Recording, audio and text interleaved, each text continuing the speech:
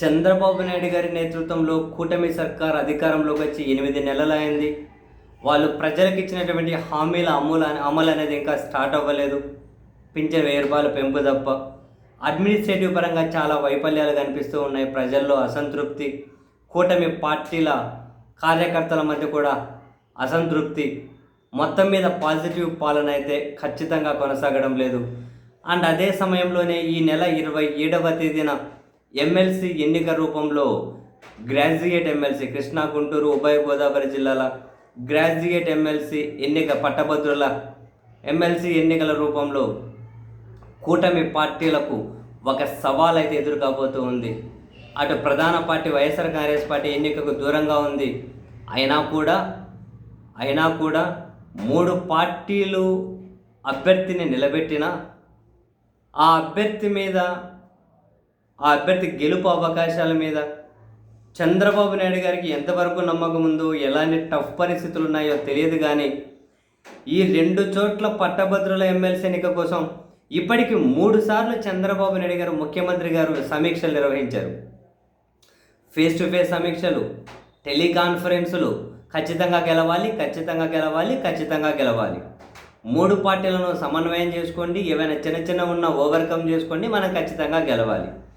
ఈరోజు కూడా కృష్ణా, గుంటూరు, ఉభయ గోదావరి జిల్లాల ఈ పార్టీ నాయకులతో వీడియో కాన్ఫరెన్స్ నిర్వహించినటువంటి గౌరవ ముఖ్యమంత్రి గారు సేమ్ డైలాగ్, మళ్ళీ మనం గెలవాలి అంటే ఓటమి భయం ఏమైనా వెంటాడుతూ ఉందా?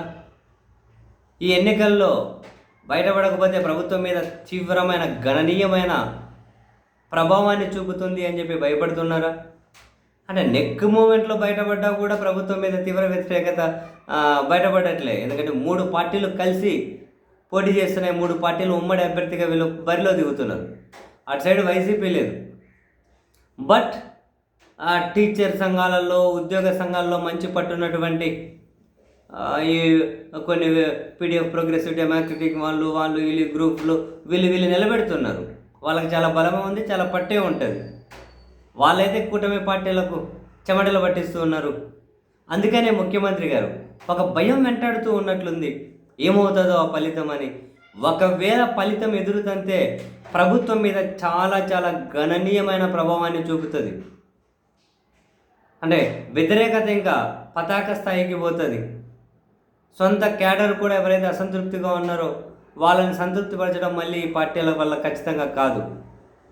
ఈ పరిస్థితుల్లోనే అనుకుంటాను వరుస పెట్టి సమీక్షలు, మొన్న సమీక్ష చేశారు సీఎం గారు, అంతకు 4 రోజుల కింద సమీక్ష చేశారు, ఈరోజు సమీక్ష చేశారు. దాని మీద అంత కాన్సన్ట్రేట్ చేస్తూ ఉన్నారు అంటే డెఫినెట్లీ ఆ ఎమ్మెల్సీ ఎన్నిక భయం అయితే వెంటాడుతూ ఉన్నట్లుంది. మరి చూడాలి ఫలితాలు వచ్చినప్పుడు ఎవరి పరిస్థితి ఏంటో, ఎన్ని ఓట్లు పోలవుతాయి, కూటమి పార్టీలకు ఏ శాతం ఓట్లు వస్తాయి పోలైన వాటిలో చాలా అంశాలు ఉన్నాయి.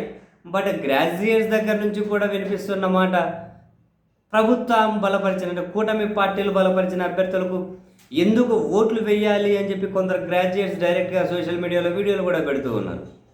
అంటే ఏ కారణం చేత ఓట్లు వేయాలి అని. డెఫినెట్లీ వ్యాలిడ్ ప్రశ్ననే. మరి చూడాలి కూటమి పార్టీల బలగం ఎంత, ఎమ్మెల్సీ ఎన్నికల్లో వీళ్ళు ఏం ప్రూవ్ చేయబోతున్నారు, గ్రాడ్యుయేట్స్ తీర్పు ఎలా ఉండబోతుంది, ఇంట్రెస్టింగ్. చూద్దాం. అసలు బ్యాలెట్ పేపర్లలో కదా ఎన్నిక జరిగేది. ఇంట్రెస్టింగ్, ఖచ్చితంగా చూడాలి. 3 పార్టీల కూటమి అభ్యర్థి చూపబోయే ప్రభావం ఎంత అన్నది.